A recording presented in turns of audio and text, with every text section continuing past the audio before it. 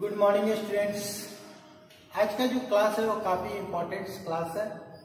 आज के क्लास में हम आपको 2-in-1 सर्किट्स के बारे में, 2-in-1 प्लेयर के बारे में डिस्कशन करने जा रहे हैं। ये 2-in-1 है क्या?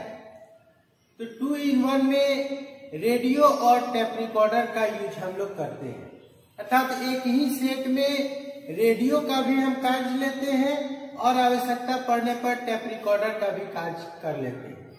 उसी सिस्टम को हम लोग 2-in-1 सिस्टम कहते हैं। तो 2-in-1 सिस्टम में हम लोग देखते हैं कि दोनों में क्या क्या डिफरेंस है। तो 2-in-1 सर्किट्स में 2-in-1 सर्किट्स जो होता है उसमें रेडियो के IF और RF सेक्शन का यूज हम लोग करते हैं और दोनों का ऑडियो सेक्शन सेम होता है, इसलिए एक ही ऑडियो एम्पलीफायर का यूज हम लोग रेडियो में भी करते हैं और टेप रिकॉर्डर में भी करते हैं। इसके लिए हम लोग करते क्या है? इसके लिए हम लोग कुछ 2-वे स्विच का यूज करते हैं। 2-वे स्विच के एक रास्ते पर हम लोग टेप रिकॉर्डर वाला कनेक्शन कर देते हैं और दूसरे रास्ते पर हम लोग रेडियो वाला कनेक्शन करते हैं। जैसा कि यहाँ पर जो ये ब्लॉक डायग्राम दिखाया गया है 2-in-1 सर्किट का, इस ब्लॉक डायग्राम में आप देखिए एंटीना से जो सिग्नल सेलेक्ट होता है वो सिग्नल हमको मिक्सर स्टेज में जाता है। मिक्सर स्टेज में लोकल ऑक्सीलेटर भी लगा हुआ है। यहाँ पर वो दोनों सिग्नल हाइड्रोडाइन की क्रिया के कारण IF सिग्नल का निर्माण करता है, जैसा कि हम लोग रेडियो के क्लास में पढ़ चुके हैं। यहाँ पर जो IF हमको प्राप्त होता है 455 किलोहर्ट्ज जो वांटेड IF हम लोग देखे थे, और इसके अलावा भी जो अनवांटेड IF होता था जिसको हार्मोनिक IF के नाम से हम लोग जानते हैं। तो हार्मोनिक IF को रोकने के लिए और साथ ही साथ IF को शक्तिशाली करने के लिए हम लोग IF एम्पलीफायर और IFT का यूज करते हैं।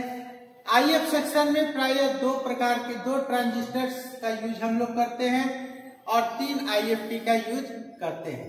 ये तीनों IFT मिलकर करके लगभग 90% अनवांटेड IF सिग्नल को रोक लेता है और 455 का जो हम लोग का वांटेड सिग्नल होता है उस सिग्नल को ये शक्तिशाली कर डिटेक्टर स्टेज में देता है। डिटेक्टर सर्किट्स करने का अर्थ ये हुआ कि अगर हम लोग यहाँ एम्पलीट्यूड मॉड्यूलेशन में सिग्नल को सेलेक्ट कर रहे हैं तो उसके लिए डिटेक्टर यूज करेंगे। अगर फ्रीक्वेंसी मॉड्यूलेशन के लिए सेलेक्ट कर रहे हैं तो वहां पर हम लोग डिस्क्रिमिनेटर का यूज करते हैं। अब यहाँ पर से जो सिग्नल हमको डिटेक्टर से मिलता है उसको एक 2-वे स्विच के एक रास्ते पर हम लोग जोड़ दिए हैं। दूसरे रास्ते पर हम लोग प्री एम्पलीफायर का कनेक्शन जोड़े हैं और कॉमन को हम लोग ड्राइवर एम्पलीफायर पर जोड़ देते हैं। यहीं पर हम लोग वॉल्यूम भी लगाते हैं क्योंकि वॉल्यूम दोनों में एक साथ काम करना चाहिए। तो वॉल्यूम का एक सिरा अर्थ हो जाता है, एक सिरा बीच वाले सिरे पर और वॉल्यूम का बीच वाला सिरा हम लोग जोड़ देते हैं ड्राइवर एम्पलीफायर से। ऐसा कर देने से क्या होता है कि एक ही वॉल्यूम से हम लोग दोनों आवाज को कंट्रोल कर सकते हैं, अर्थात रेडियो के भी आवाज को घटा बढ़ा सकते हैं और टेप रिकॉर्डर के आवाज को भी घटा बढ़ा सकते हैं। अब हम लोग दूसरा स्विच यहाँ पर यूज किए हुए हैं। यहाँ पर जो स्विच यूज किए हैं उसके एक सिरे पर हम लोग माइक का कनेक्शन जोड़े हैं और एक सिरे पर हम लोग RP हेड का कनेक्शन जोड़े हैं। अब यहाँ पर माइक का और RP हेड का कनेक्शन जोड़ने का अर्थ क्या हुआ? तो टेप रिकॉर्डर में वो फैसिलिटी होता है कि आप जो आवाज को माइक के सामने बोलते हैं वो आवाज भी आपको रिकॉर्ड हो जाए, इसलिए हम लोग यहाँ पर माइक का यूज करते हैं। तो माइक से जो सिग्नल प्राप्त होता है उसको हम लोग फर्स्ट IF एम्पलीफायर में देते हैं, स्विच पर देते हैं और RP हेड का भी कनेक्शन हम लोग इस स्विच पर देते हैं। यहाँ से ये जो स्विच हम लोग से मिलता है ये प्री एम्पलीफायर, अर्थात माइक का सिग्नल जो है, माइक के सिग्नल को भी प्री एम्पलीफायर एम्पलीफाई करे और आरपी हेड के सिग्नल को भी प्री एम्पलीफायर एम्पलीफाई करे, अर्थात जो हम बोल रहे हैं उसको भी थोड़ा एम्पलीफाई कर दे, या फिर जो कैसेट में जो आवाज है उसको भी थोड़ा सा वो एम्पलीफाई कर दे। तो यहाँ से जो सिग्नल मिलता है उसको प्री एम्पलीफायर में दिया गया। फर्स्ट प्री एम्पलीफायर और सेकंड प्री एम्पलीफायर मिलकर करके उन दोनों सिग्नल्स को, उस सिग्नल्स को शक्तिशाली थोड़ा बनाते हैं और शक्तिशाली बनाने के बाद इस 2A स्विच पर दिया जाता है।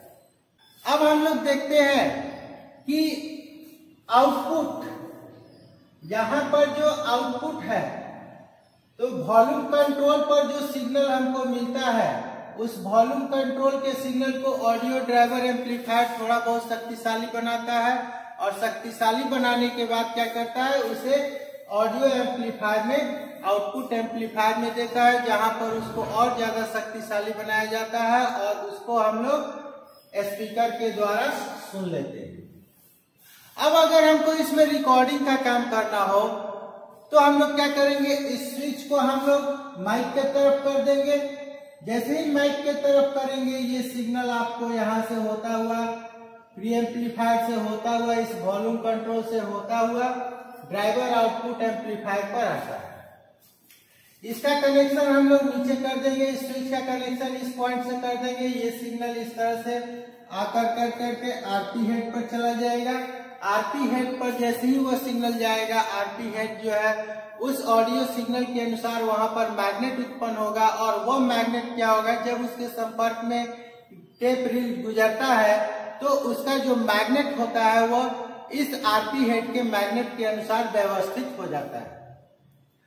टेप रिकॉर्डर में हम लोग एक चीज और देखते हैं कि हम लोग ये पहले के आवाज को इरेज करते हैं, पहले की आवाज को साफ करते हैं। पहले के आवाज को इरेज करने के लिए हम लोग इरेज हेड का प्रयोग करते हैं और दो प्रकार का इरेज हेड हम लोग प्रयोग करते हैं। पहला जो इरेज हेड होता है वो डीसी इरेज हेड होता है और दूसरा जो होता है वो एसी इरेज हेड होता है।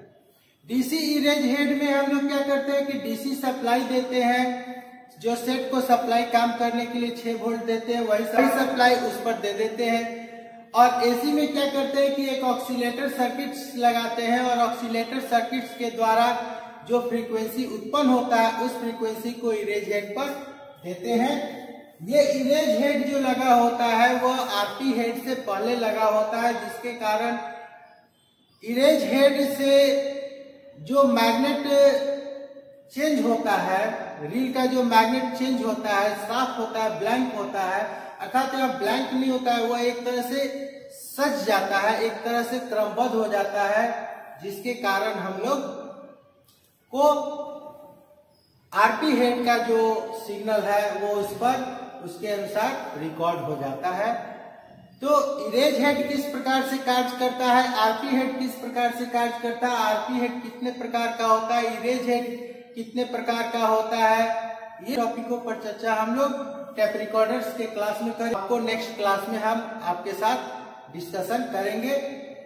अगर वीडियो अच्छा लगे तो वीडियो को लाइक करें, अपने दोस्तों तक शेयर करें। अभी तक आपने चैनल को सब्सक्राइब नहीं किया तो चैनल को सब्सक्राइब कर लें, बेल नोटिफिकेशन को ऑन कर लें, जिससे इस चैनल पर लोड प्रत्येक वीडियो का नोटिफिकेशन आप तक पहले पहुंचता रहे।